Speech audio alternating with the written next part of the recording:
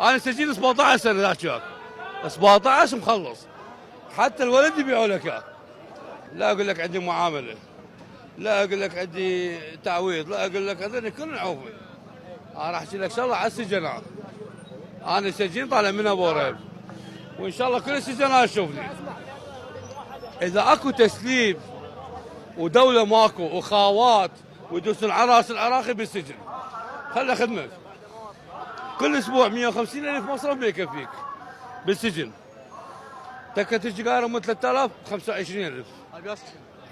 وين تريد؟ انا طلعت من مركز الاصلاحي مال ابو ريب. بشكل عام. بشكل عام لا ابو ريب سهل ديسكو. اذا اقول لك تاجي لا اقول لك راتبي مليون بالشهر. يعني اهلي يبوقوني يسلبوني يعطوني مصرف ما يلحقون. خلي احاكيك. الشغله من 3000 يبيعونها ب 30,000. الشغله من 1000 يبيعونها ب 15. كيلو لحم هنا ب 25 بالسجن ب 65,000. تعيين بشر حيوان الكلب ما ياكله. دائره كسجانه كمدير تسليب علني. تسليب. يبيع لك تليفون هذا ب 10,000 هذا بمليون. هذا مليون؟ اي مليون. يبيع لك اياه شو يسوي؟ طب واخذه منه، اخذه منك. طب واخذه منه، اخذ منك كشف، اخذ منك سوى عليه كشف. رجع باع بمليون. واخذ منك شنو؟ تليفون مليون وبايع لك اياه. وما نريد نحكي يبيعوا لك مخدرات غير مخدر.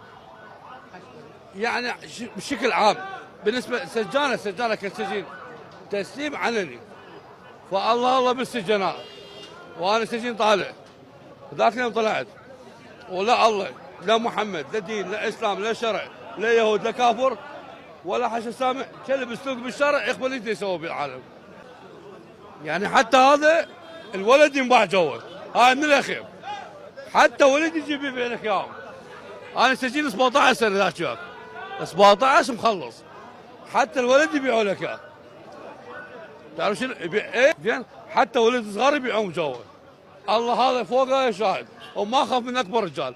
لا اكو مرجعيه، لا اكو وما احترم اي مرجعيه، لا دين لا ديانه بالعراق ولا اكو اسلام بالعراق. اذا اكو مسلم واحد وراح محمد صادق الصدر. بعد ماكو اسلام ورا محمد صادق الصدر.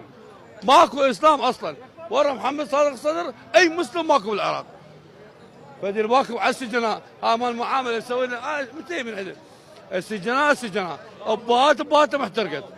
ابوهم الجواب يشتغل بالسجن. تسليب خاوات.